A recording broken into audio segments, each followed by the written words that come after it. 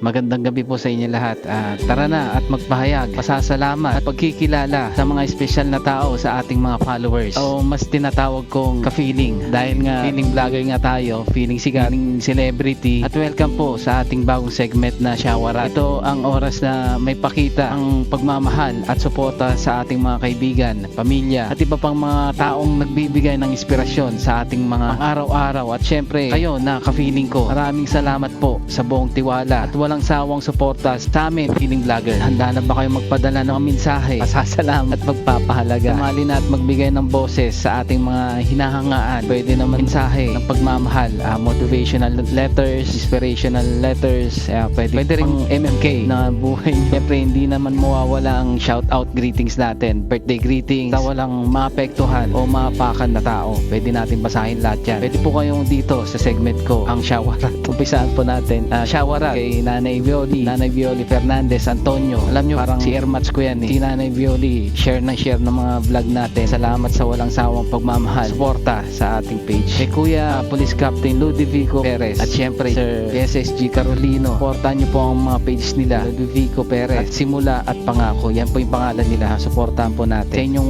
walang kapantay na suporta at pagmamalasakit sa komunidad. Salamat sa inyo at marami kayong natutulungan. Shawarat din sa riders natin dyan sa Pasong Tamo, Himlayan Road. Yan yung mga grab drivers natin. Sila Arnel Jocano, Victor Salingay, Leo Estella Escala, Randy Niemes. Yan, mga solid followers po natin yan. Sa bawat hamon ng buhay, sa sobrang init, ay lagi kayong handang magatid ng mga pagkain namin, mga food grab. Ganun na rin ang move. Laban na ng laban at laging maging maingat sa pagdadrive. Saludo po kami sa inyo. At shawarat din sa mga kapatid natin, ang M5 family. Talagang solid na support din natin yan. Salamat sa suporta. Siyempre sa Taugama P, lalong-lalo na sa pinaka-GT nila, si Police Colonel Alex Alberto. Alam niyo po si Sir Alex, ang pinaka-the best na naging station commander ko, na talagang hindi siya boss, kundi tatay po namin yan. At anak ang mga turingan niya sa amin. Kahit nasa baba kami, at never kami niyang iniwan sa trabaho. Sa panganauna o nagli-lead sa mga operation namin hanggang natulpo kami. Talagang solid ang tiwala niya po sa amin. Kaya saludo po ako sa inyo, sir. Kuya po din po natin yan sa Fraternal Order of Eagles.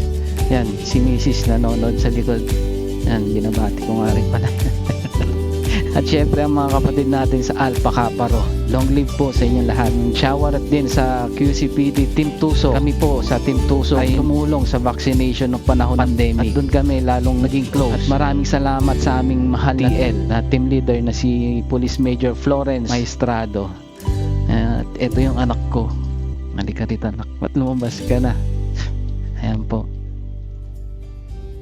At kamukha niya po si Ma'am Yula Valdez. Napakabait at napagaganda, aming team leader. Thank you ma'am sa mga turo at suporta niyo sa amin. At yun nga, shawarat din sa mga kabatch ko, si Police Corporal Romeo Base, PSSG Gabriel Abalon, kay ate Police Executive Master Sergeant Nancy Joy Nunez, feeling natin.